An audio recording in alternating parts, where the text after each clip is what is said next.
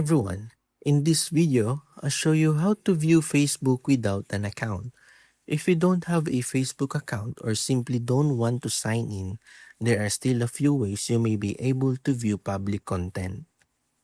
First, open your preferred web browser on your phone or computer.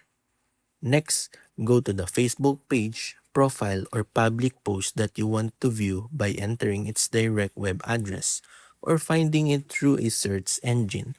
If the content is set to public, you may be able to view it without signing in.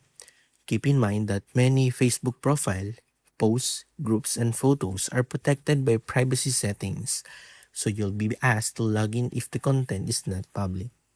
You may also see a sign-in prompt after viewing a limited number of pages. If that happens, you won't be able to continue browsing without creating an account or signing in. There is not an official way to bypass Facebook's login requirements or view private content without permission.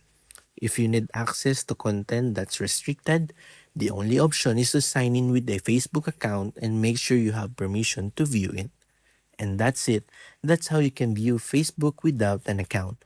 If this video helped you, don't forget to like, subscribe, and I'll see you in the next one.